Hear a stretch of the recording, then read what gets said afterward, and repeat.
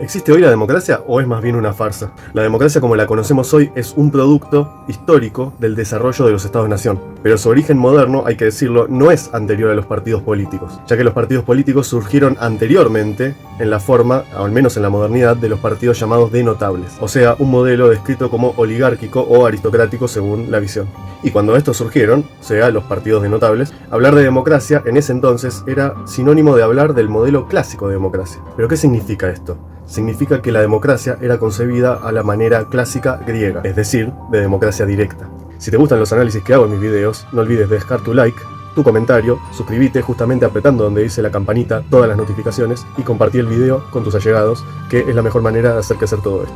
Y que no se eligen sino los delegados que llevarían a cabo la voluntad mayoritaria, es decir, aquellas decisiones que se tomaban desde la asamblea, desde las asambleas, para el bien de la ciudad o de la polis. ¿Pero qué problema tiene esto? Que solo es practicable en pequeñas poblaciones, por supuesto, ya que el aumento de la población a las proporciones que llegó la modernidad significó un gran desafío para una extensa población sin caer en el desarrollo de lo que antiguamente eran los imperios para integrar unidades pequeñas. Los estados modernos surgen precisamente para representar una extensión territorial muy grande, la de la nación. ¿Qué idea surgió entonces para responder al desafío de evitar precisamente la democracia directa ante una población de mucho mayor número? Surge en los partidos políticos la idea de representación.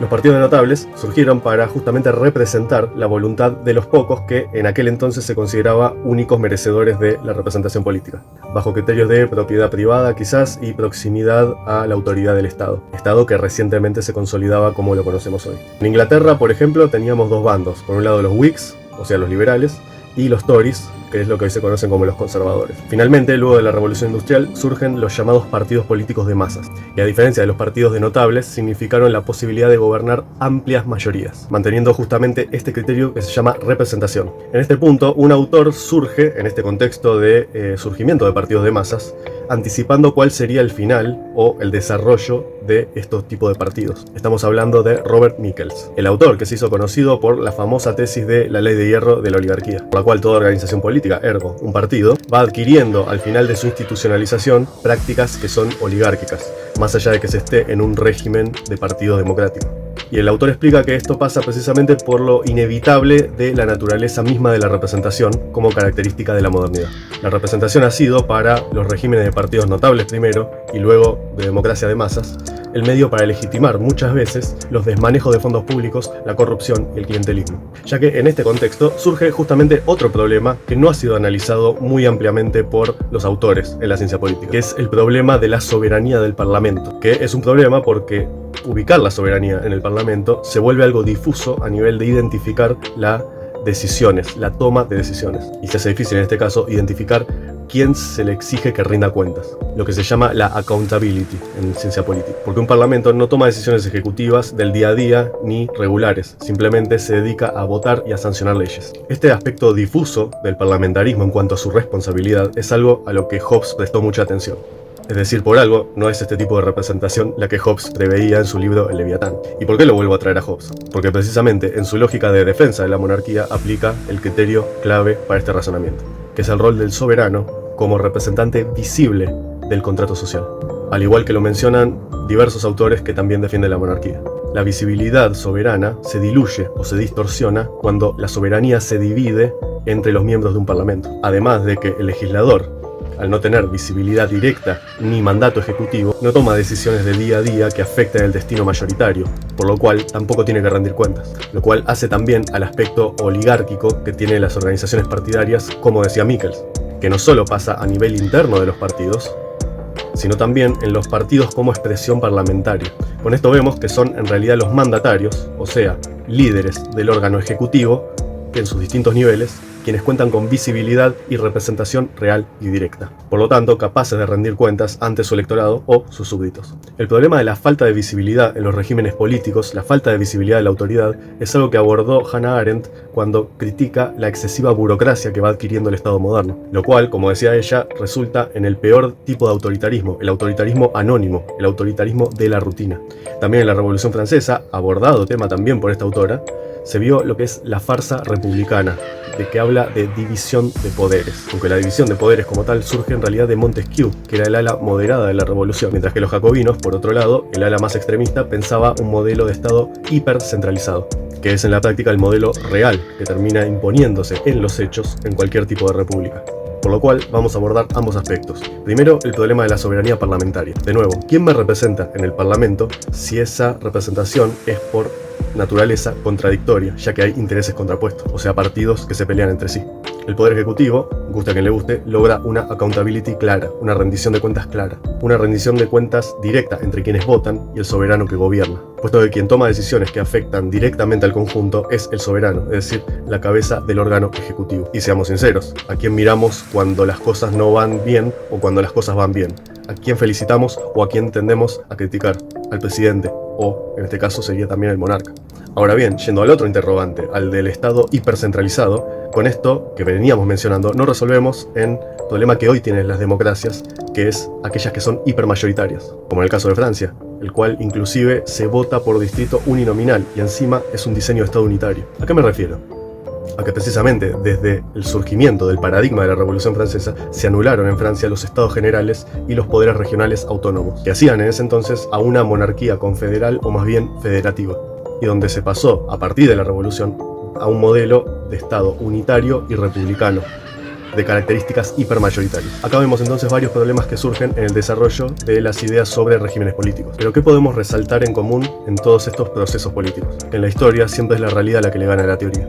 El paradigma racionalista que viene desde René Descartes, el jesuita al servicio del Vaticano, quien establece esa separación supuestamente irreconciliable entre la mente y las cosas concretas, significó para el desarrollo de la filosofía occidental que por un lado tengamos pensamientos abstractos y por otro tengamos hechos concretos, disociando la capacidad que tiene el ser humano de pensar con la interpretación de la realidad, priorizando algún tipo de mente abstracta con delirios imaginativos. En cambio, podemos abrevar en otras soluciones mediante la experiencia concreta de la historia, es decir, modelos que sí han funcionado. En todo caso, desde allí, formular un pensamiento y un criterio de razón basado en lo empírico.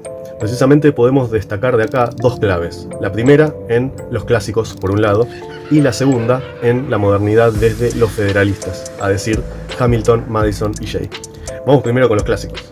Aristóteles había dado en el clavo en su definición de politeía. Recordemos que para el filósofo la democracia era, si no la versión corrompida de la politeía. Y era en la politeía en que en realidad estaba resaltada la virtud ciudadana, en el compromiso político y en la defensa de la constitución esencial de la ciudad en que se estaba viviendo, del ethos de esa polis. En este sentido, a diferencia de la democracia, no importaba el aspecto demográfico que hace a una mayoría social, la masa sin criterio ni ideas, sino que importaba más bien una mayoría política, lo que llamaríamos una masa crítica con decisión y conocimiento de lo público. Su modelo se aplicó, y fue el que permitió, por ejemplo, a Alejandro Magno realizar la unificación de lo que fue luego el Imperio Macedónico, uniendo las distintas ciudades-estado que él iba conquistando. Y fue aquel modelo de las ciudades-estado integradas en una unidad mayor, que era el imperio, lo que sobrevivió por siglos, antes de la llegada del feudalismo por el colapso del Imperio Romano de Occidente. Y ahora, precisamente desde este punto de partida, vamos al segundo aspecto que lo dan los federalistas. Los padres fundadores de Estados Unidos previeron en base a la experiencia que las instituciones y los mecanismos hipermayoritarios iban a significar un despotismo o una tiranía de la mayoría social. Como también diría con justa razón Alexis de Tocqueville en su libro La democracia en América. Como mencioné en otro video, el federalismo es hoy la clave para la defensa de los derechos fundamentales, ante el avance de un Estado hipercentralizado que acapara un presupuesto también centralizado. La falta de representación por parte de los partidos políticos en estas nuevas crisis que hay en Occidente de representatividad y la falta de respuesta de una supuesta división de poderes que no es tal como vimos. ¿Y por qué me atrevo a decir esto? Que la división de poderes no es más que una ficción o una farsa. Pensemos en el ejemplo de la Rusia actual. ¿Le hace mella a Vladimir Putin la Duma o el Poder Judicial? En absoluto. Por su parte, Venezuela tiene 5 poderes constituidos dentro del Estado: legislativo, ejecutivo, judicial, ciudadano y constitucional. Nos hacemos la misma pregunta: ¿le hace mella al Partido Socialista Unido Venezolano la existencia de 5 poderes supuestamente divididos? ¿Le impide al Partido Socialista Unido de Venezuela generar un fraude electoral a plena luz del día y reconocido por prácticamente el mundo? Tampoco. En Irán, también la República Islámica cuenta con 3 poderes seculares y 2 religiosos. ¿Esto evita el despotismo de sus autoridades, sobre todo del ayatolá? No, puesto que justamente queda todo en última instancia en manos de él. Ahora bien, pensemos en este caso en la descentralización. ¿Poderes regionales le han hecho mella a la centralidad del poder? Sí, la historia lo demuestra. En el caso de Putin, por ejemplo, han sido sus principales focos de conflicto y desafío a su hegemonía, ciertamente los estados subnacionales de Rusia, sobre todo cuando poseen etnias y religiones diversas, que en el caso de la historia rusa han significado poner un alto a las aspiraciones despóticas del Kremlin y del Deep State ruso, así como también ha sido así en Venezuela o Irán, o en la misma Unión Soviética, que los focos regionales de divergencia política han hecho tambalear la legitimidad central. Los regionalismos, si la autoridad central no sabe mantener una buena relación, pueden resultar en crisis políticas profundas. Si no, miremos el caso de España con sus comunidades autónomas, algunas de ellas que buscan abiertamente la separación hace mucho tiempo. Pero en regímenes con una buena mecánica de descentralización política, resultan, como en Estados Unidos, en una sana competencia institucional. El Estado es uno, a nivel federal es un Estado, y por lo tanto significa que el poder también es uno. La supuesta división republicana de poderes no fue más que una máscara para ocultar una voluntad revolucionaria despótica. Pero en todo caso, el poder único del Estado puede aún así descentralizarse para garantizar una representación política diferenciada a nivel jerárquico, descentralizando, por ejemplo, atribuciones del mismo poder ejecutivo, que mantengan, por un lado, el principio de representación visible a nivel de la nación, a nivel más alto del Estado-nación, y que por otro lado hagan competir institucionalmente a las distintas unidades subnacionales, para que así haya una soberanía clara en lo más importante. Son las decisiones soberanas del Poder Ejecutivo Nacional en los grandes temas que tiene un Estado-nación. Una administración más descentralizada en las decisiones que son del día a día, lo cual da la posibilidad de garantizar la verdadera libertad ciudadana, salvaguarda por tanto de los derechos más fundamentales. Porque con la competencia institucional se da una clarísima rendición de cuentas, donde el ciudadano decide a qué Estado subnacional le va a pagar impuestos. Recordemos, como en este video, no taxation without representation, porque este principio se refleja en el federalismo y la competencia entre Estados subnacionales, no en la farsa de la supuesta división de poderes. Si te gustó este video, dale me gusta, suscríbete activando la campanita donde dice todas las notificaciones, compartilo a tus allegados y a vos te pregunto, ¿pensás que la democracia, como viene hasta ahora, ha fallado? ¿O crees que sigue dando respuestas a los dilemas representativos? Déjame tu comentario abajo.